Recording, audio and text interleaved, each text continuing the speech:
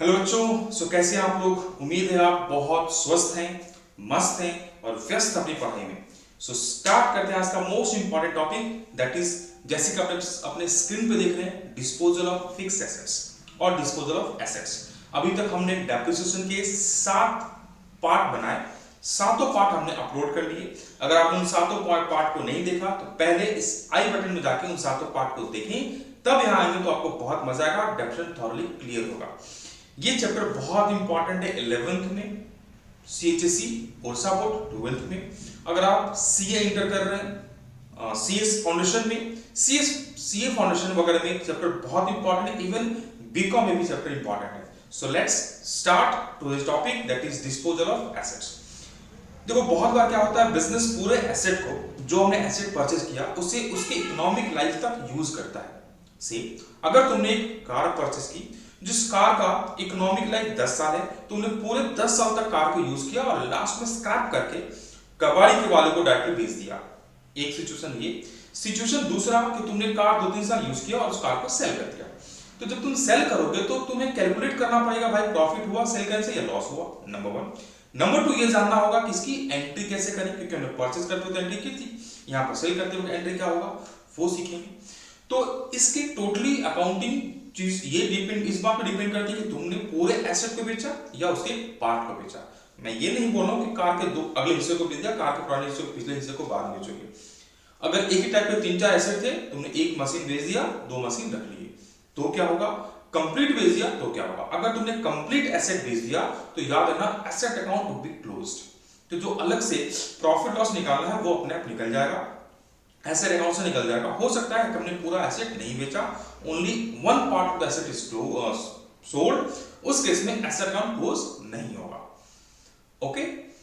अब जब भी हम अकाउंटिंग करते हैं तो मैं बताया था बार बार कि 2 चीजों की हमें जरूरत होती है। नंबर 1 उसकी एंट्री पोस्टिंग क्या होगी, सेकंड नंबर इज अमाउंट। यहां पर हम 2 चीजें निकालेंगे। नंबर 1 प्रॉफिट लॉस कैलकुलेट करना सीखेंगे कि हमने जो सेल किया उससे प्रॉफिट हुआ या लॉस हुआ। दूसरा उसकी रिकॉर्डिंग करना सीखेंगे, यानी कि सेल की एंट्री पास करना सीखेंगे। तो पहले जान लेते हैं प्रॉफिट लॉस कैसे निकालेंगे। देखो सबसे पहले क्या करना, मेरे साथ साथ हेडिंग दे दो, calculation of profit and loss on sale, जिसको हम बहुत बार डिस्पोजल भी बोलते हैं। ये जनरली हम वर्किंग नोट में निकालते हैं, ठीक है। सबसे पहले ले जाना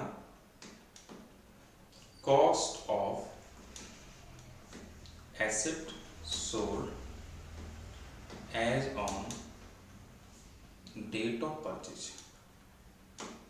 जिस दिन हमने एसेट को परचेज किया था उस दिन उसकी कॉस्ट कितनी थी वो ले जाना। एग्जांपल, मान लो हमने 6 लाख का एक एसेट परचेज किया था, 1/1/2019 में परचेज किया था, 1/3 हमने सेल कर दिया। तो यहाँ कितना लोगे, 6 लाख था उसकी कॉस्ट, लेकिन तुमने पूरा नहीं बेचा। अगर पूरा बेचा तो 6 लाख ले जाएंगे, लेकिन मान लो तुमने 1/3 बेचा तो 6 लाख का 1/3 कितना होता है, 2 लाख। ये यहां पुट कर देंगे, लेस करेंगे depreciation from the date of purchase till the date of sale। जिस दिन हमने परचेज किया उस दिन से लेके जिस दिन सेल कर रहे हैं उस दिन तक का हम डेप्रिसिएशन काट देंगे। मान लो 1 जनवरी 2019 को हमने एसेट परचेज किया, सेल किया 1 जुलाई 2021 को, तो 19, 20 और 21 का 6 महीना, यानी कि हमारे केस में 2.5 ईयर। इसका पूरा का पूरा डेप्रिसिएशन इस मशीन से काट देंगे। जो निकलेगा उसको हम बोलेंगे बुक वैल्यू या WDV as on date of sale, less कर देंगे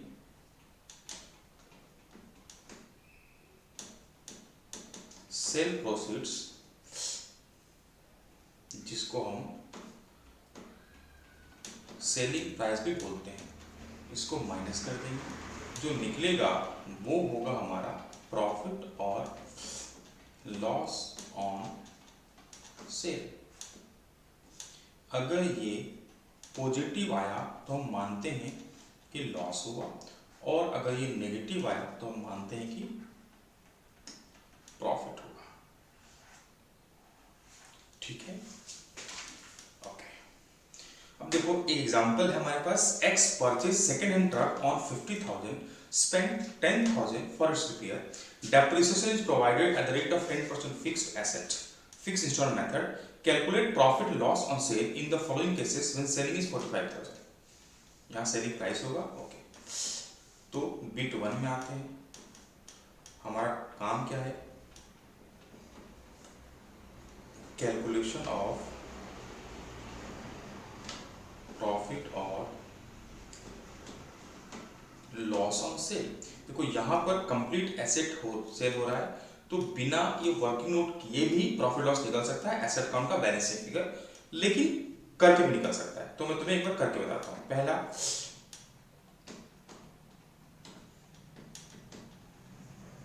डेट ऑफ परचेज है 1/4/2018 एंड डेट ऑफ सेल है 31/3/2021। बिट बी में डेट ऑफ परचेज दिया है 1/1/2019 एंड डेट ऑफ सेल ये दिया है 31/3/2021।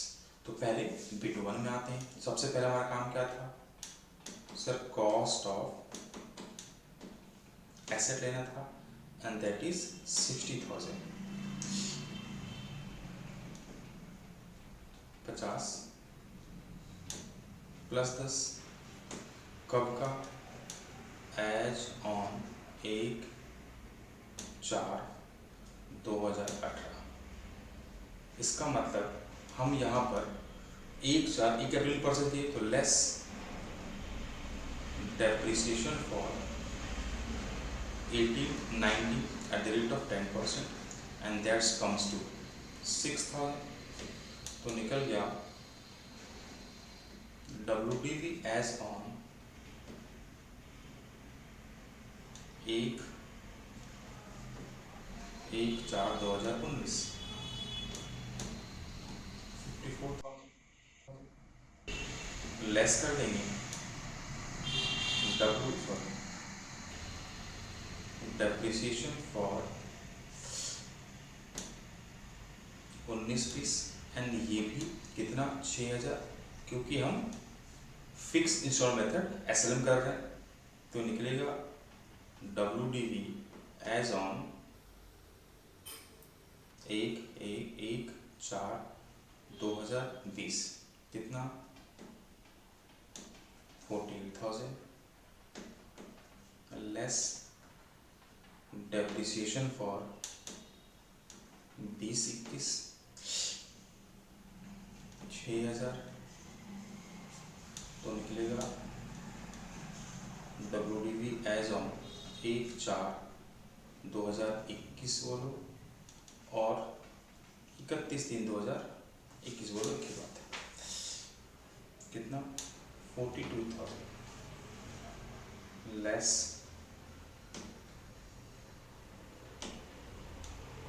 सेल प्रोसीड्स कितना है? तो इट इज 45,000। तो निकल गया हमारा प्रॉफिट ऑन सेल 3,000। दूसरा आते हैं, अगर हमने परचेज किया होगा 1/1/2019 को और सेल क्या है 31/3/2021 में, ठीक है? तो क्या होगा? देखो क्वेश्चन से पता चल रहा है कि हम फाइनेंशियल ईयर ही फॉलो कर रहे हैं, तो दोनों हम ये मान के सॉल्व करेंगे हम फाइनेंशियल ईयर फॉलो कर रहे हैं। तो पहला cost of assets as on 1/1/2019 that is 60,000 less depreciation for 1920 कितना महीना 3 months, क्योंकि मशीन 3 महीना ही यूज हुआ, and and that's come to 1500। तो निकला WDV as on 1/4/2019 it's comes to 58,500। ये होगा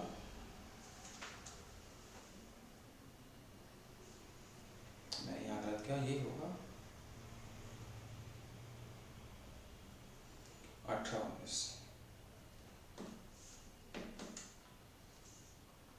लेस डेप्रिसिएशन फॉर 1920। इस साल तो पूरा दिन यूज हुआ मशीन, तो 6000। WDV एज ऑन 1/4/2020 फिर लेस डेप्रिसिएशन फॉर 2021 तो निकला WDV as on date of cell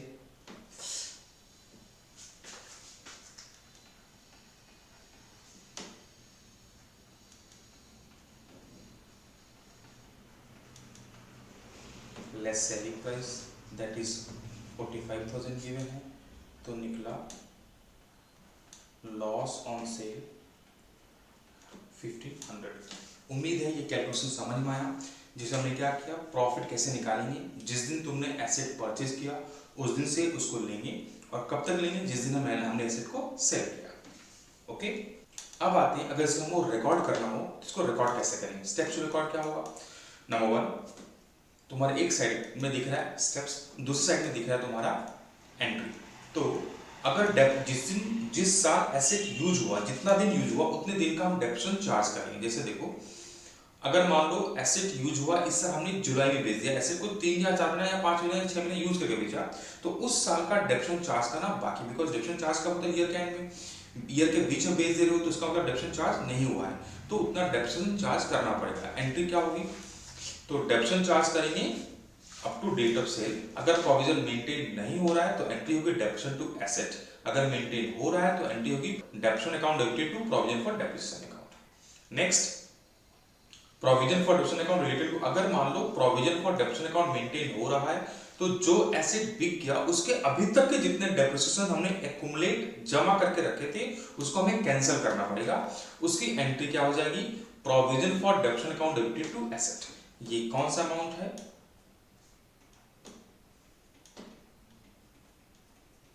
accumulated depreciation on asset sold। जैसे मान लो हमने एसेट परचेज किया 1/4/2018 को, लेकिन सेल कर रहे हैं 31/3/2021 में, तो हमने 18-19, 19-20, 20-21 3 साल का डेप्रिसिएशन इस एसेट का डेप्रिसिएशन एक जगह इकट्ठा किया होगा जिसका नाम है प्रोविजन फॉर डेप्रिसिएशन अकाउंट। अब जब एसेट ही नहीं रहा तो उसका डेप्रिसिएशन भी रख के क्या करेंगे, तो उसको कैंसिल करेंगे। कैसे कैंसिल करेंगे, एसेट अकाउंट में ट्रांसफर करके। ठीक है, सेल प्रोसेस एंट्री क्या होगा, cash account debited to bank, अगर प्रॉफिट में हम सेल किए तो टू गेन, और प्रॉफिट लॉस अगर लॉस में सेल किए तो लॉस को हम डेबिट कर देंगे। तो दीज आर द एंट्रीज। अब एक हम नंबर करके देखते हैं। याद रखना, जो प्रॉफिट लॉस हमें इस पे हुआ उसे हम ट्रांसफर कर देंगे कहां पर, प्रॉफिट एंड लॉस अकाउंट में। तो यही नंबर हम करके देखते हैं एक बार। एक तुम्हारी स्क्रीन में नंबर दिख रहा है, entry limited purchase machinery 2 lakhs on 1st April 2019 the machine is depreciated at rate of 10% per annum on cost, that means ये SLM मेथड है। और 1st October 2021 को मशीन को हमने 1,20,000 में सेल कर दिया। तो हमें मशीन अकाउंट बनाना है, नंबर 1 जब प्रोविजन मेंटेन नहीं हो रहा है, नंबर 2 जब प्रोविजन मेंटेन हो रहा है। तो पहले हम बात करते हैं जब प्रोविजन मेंटेन नहीं हो रहा है।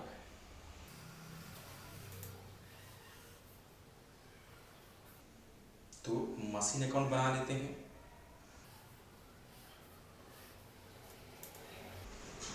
और यहां पर हम कैलकुलेट करेंगे प्रॉफिट और लॉस ऑन सेल। पहला, कॉस्ट ऑफ एसेट 1/4/19 को 2 लाख था, लेस डेप्रिसिएशन देखते हैं कौन सा अकाउंट्स मेंटेन कर रहा है। So the machinery books are close on 31st of every month, मतलब फाइनेंशियल फॉलो कर रहे हैं। तो डेप्रिसिएशन फॉर 1920, और बोला है हम 10% पर एनम ऑन कॉस्ट, मतलब एसएलएम है, तो इसका 10% कितना हुआ 20,000। तो बच्चा WDV as on 1/4/2020 and it's comes to 1,80,000 less depreciation for 2021, क्योंकि हम मशीन कब बेच रहे हैं 1 अक्टूबर को बेच रहे हैं। तो कितना यूज हुआ फॉर 6 months यूज हुआ and its amount comes to 10,000। तो निकल गया WDV एज ऑन 1/10/2021। सॉरी, ये 21 में सेल हुआ, तो एक साल, ये पूरा साल यूज हुआ, इसके बाद एक साल और हम यूज करने वाले हैं। तो इट्स कम्स टू 1,60,000 4 में, लेस डेप्रिसिएशन फॉर 6 months, किसमें 21 में, एंड दैट्स कम्स टू 10,000।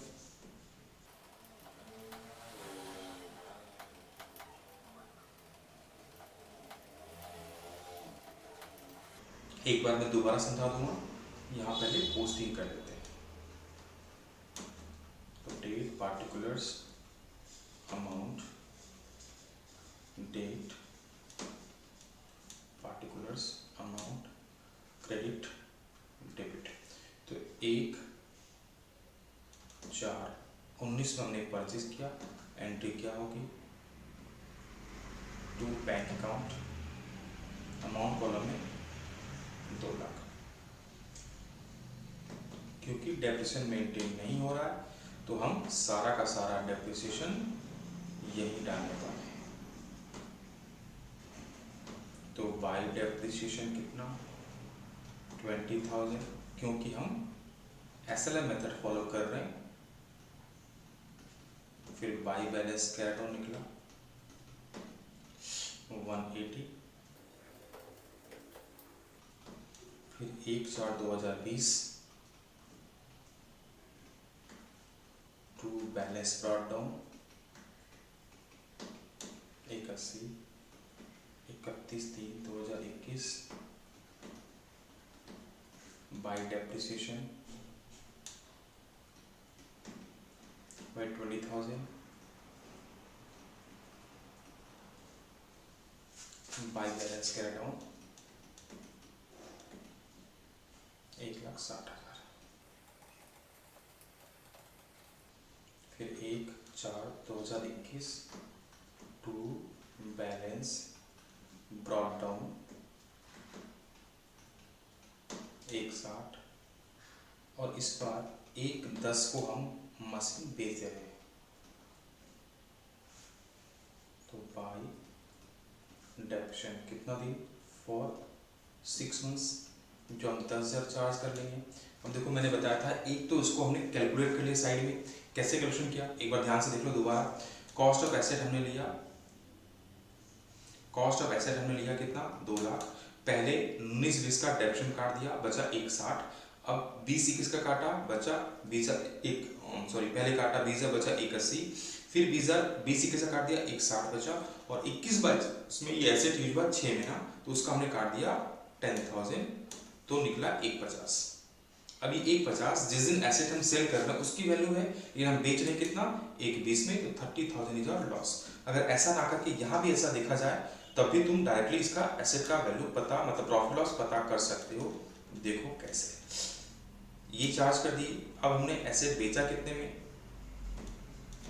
तो बाय बैंक हमने एसेट बेचा 1,20। दोनों साइड टैली करना चाहिए, टैली नहीं किया तो क्रेडिट साइड में कितना है 1,30 है, यहाँ 1,60 है, मतलब बैलेंसिंग फिगर प्रॉफिट लॉस है। तो ऐसा भी हम निकाल सकते हैं, यानी कि डायरेक्टली अगर सारा एसेट बिक जा रहा है, तो जो बैलेंसिंग फिगर निकलेगा वो तुम्हारा प्रॉफिट लॉस होगा, हालांकि यहाँ पर हमने वर्किंग नोट नंबर 1 से निकाला। तो ये हमने किया जब प्रोविजन मेंटेन नहीं हो रहा है। प्रोविजन मेंटेन होने से भी जो हमारा तरीका है दैट इज प्रॉफिट लॉस निकालने का तरीका वो सेम होगा, बस पोस्टिंग में डिफरेंसेस आएंगे। इसी में हम मशीन अकाउंट भी कर लेते हैं।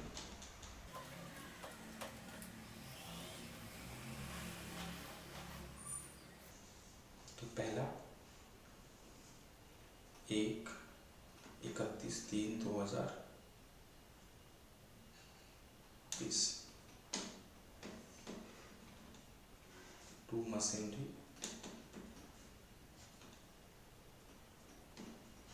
20,000 सेम डेट में by profit and loss account, फिर टू मशीनरी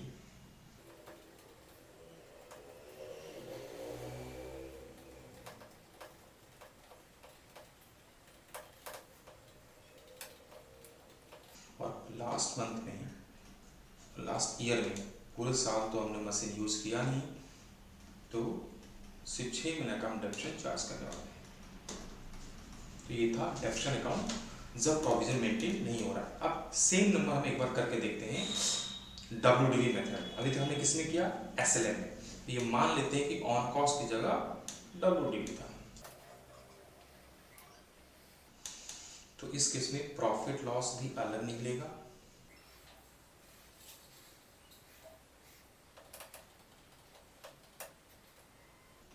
तो पहला कॉस्ट ऑफ एसेट 1/4/2019 को ये 2 लाख था। पहले पोस्टिंग करना शुरू करते हैं। Date, particular amount, date, particular amount, credit and debit. देखो हमने मशीन कितने परचेज किया, तो 1/4/19 को परचेज किया टू बैंक, 2 लाख में परचेज किया। 31/3/2020 को पहले डेप्शन चार्ज कर लेंगे। पहले साल का डेप्शन तो सेम ही आता है, तो निकलेगा 20,000।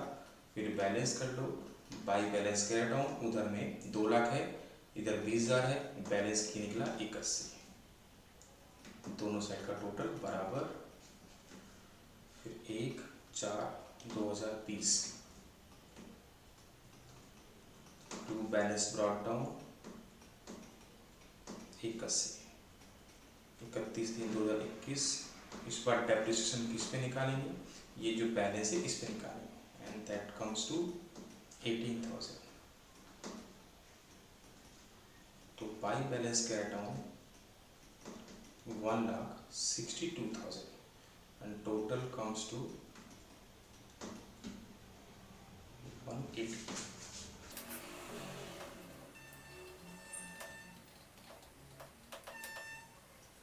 अब इस साल हमने एसेट को बेच दिया कितना में, 6 महीने यूज करने के बाद। तो एक तो 2 तरीके मैंने बताया, कंप्लीट एसेट सेल हो रहा है, इसका मतलब बैलेंसिंग फिगर भी प्रॉफिट लॉस निकल सकता है, या अलग से हम कैलकुलेट भी कर लेंगे। तो एक बार बैलेंसिंग फिगर वाला तरीके से देखते हैं, फिर अलग से कैलकुलेट करेंगे। तो इस महीने हमारा एसेट कितना महीना यूज हुआ, 6 मंथ्स। तो 162,000 का 10% 16,200, उसका आधा यानी कि 8,100 बिका कितने में, तो बाई बैंक ये बिका है 1,20,000। देखो इधर कितना बैलेंस है, 162,000 बैलेंस है, इधर कितना हुआ, तो इधर टोटल हो गया 128,100। तो बैलेंसिंग फिगर कितना निकलेगा चेक कर लेते हैं। तो निकला 33,900, 33,900। लेट्स चेक यही निकल रहा है कि नहीं निकल रहा। तो कॉस्ट ऑफ एसेट 1/4/2019 को वही था 2 lakh, less depreciation for 1920 and that comes to 20,000। तो निकला हमारा WDV एज ऑन 1/4/2019 2020 को आया 1,80,000।